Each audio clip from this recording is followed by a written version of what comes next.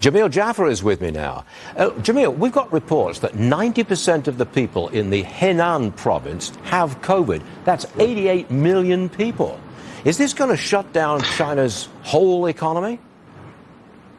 You know, it's an astounding number, Stuart. That's China's third largest province, the Henan province is. It really has the possibility of creating a huge impact, not just on the Chinese economy, but on the global economy. If you think about the impact on supply chains, this could be a huge problem. In Beijing alone, we've seen the hospitals almost full to capacity. This is a very serious problem, not just for China, but for all of us. Your political judgment of Xi Jinping's position. I mean, there's real chaos in China right now, and that follows, 3 years of lockdowns. Is he still in full control of power? Any opposition?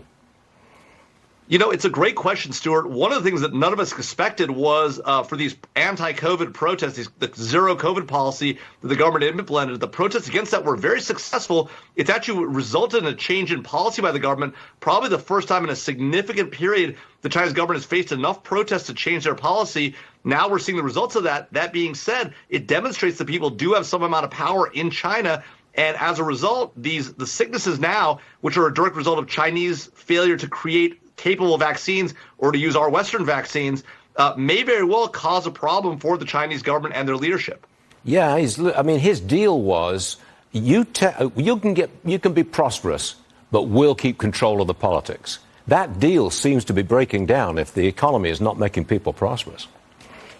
That's exactly right. And, you know, with this number of people being sick, being in hospitals, it'll cause their factories to slow down. It'll cause economic challenges there in that country. And you're exactly right. That kind of economic challenge can very well result in governmental change, even in an authoritarian country like China. Oh, we'll get it. More than 15, let's talk Brazil. 1,500 people under arrest following the riots in Brazil. Protesters contest the election results. They think former President Jair Bolsonaro should still be in power. The current leader of Brazil, Lula, he wants to prosecute the rioters. My question to you, Jamil, is if Bolsonaro could Bolsonaro, he's just been released from hospital in Florida, could he be extradited to Brazil? Well, you know, it's a good question. There are extradition treaties between countries. I'm not sure whether the U.S. and Brazil have an extradition treaty, but if they do, there's a whole process that goes through. It would take a long time for that to happen. More likely than not, what happens here is the protesters obviously are going to face challenges in the court system there in Brazil. And then the question will be, can they indict Bolsonaro from here, and then can they get him back? That's to be seen still. What is interesting about these protests is that they've really taken on a very strong trend there. We saw attacks on the Supreme Court, their Congress, on their presidential palace. We've seen significant destruction. So it's clear that people are very upset with these results. It was a very tight election, the tightest in 3 decades.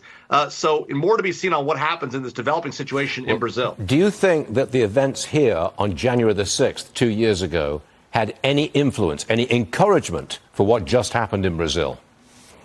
You know, a lot of people are trying to tie what happened in Brazil to January 6th. I think, you know, there are surface, similarities, but what happened in Brazil, a lot more dramatic, a lot more aggressive. And of course, there's a history in Brazil of governments flipping. We don't have a history of that here in this country. So what happened, obviously, on January 6th is very troubling, very different than what's happening in Brazil. And in Brazil, very possible you actually might see a change in power if, in fact, these things continue. The police appear to have tamped down well on it. But we'll see what happens over the next few days and weeks. Hey, Jamil, thanks for jumping in at the last minute on the show. We always appreciate that. Thanks very much, Jamil Jaffer. Thanks, Stuart. You got it?